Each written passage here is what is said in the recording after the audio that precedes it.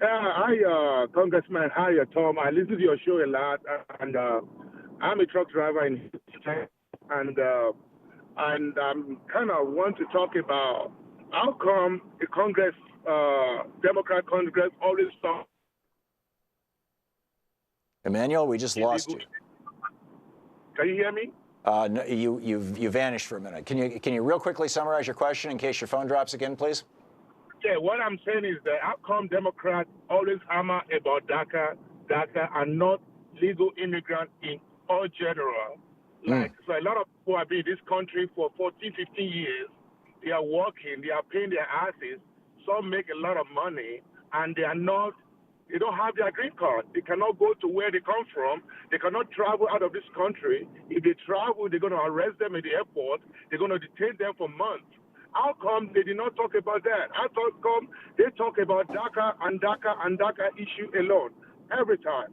How come they did not talk before they give this man for the money for the war? How come they could not come together as a Democrat and say this is what they want and get this thing resolved once and for all? That's my question for you, Congressman. Thank you.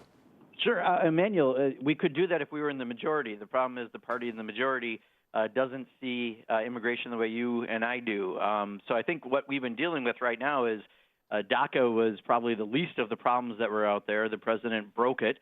We need to fix that most immediately. Otherwise, 800,000 people are potentially up for deportation. But the advocates and many of us in Congress are saying, no, this is a much bigger, broader issue. In fact, I give a lot of credit to the DACA kids who are out there are saying, what about our parents? Like, this issue is bigger. We got to address the whole thing. We would love to do that, but I don't think you're ever going to get a satisfactory answer with Paul Ryan in charge of Congress and Mitch McConnell in charge of the Senate. So we've got some work to do to get to there, but I don't see it that we're not talking about it.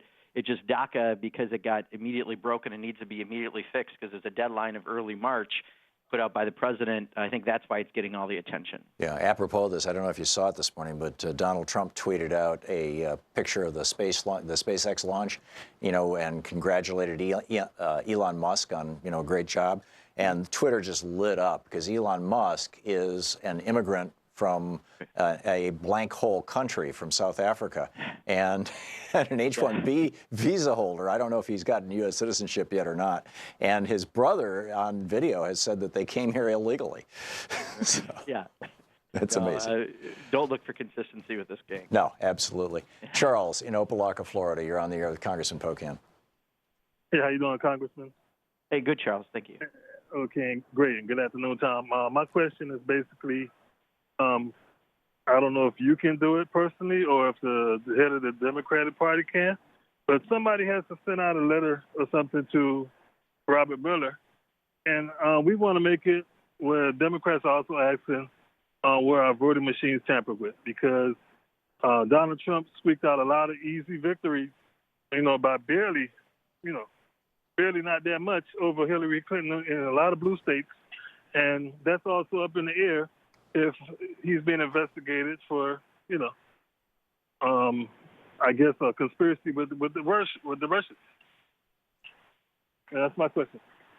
Yeah, if I could, Charles, let me say, it's also the photo ID and all the other measures to make it harder for people to vote. In Wisconsin, I think the study said, and I'm just trying to do this number from memory, but I think it's 44,000 people they think were impacted in the last election, and Donald Trump won our state by 23,000.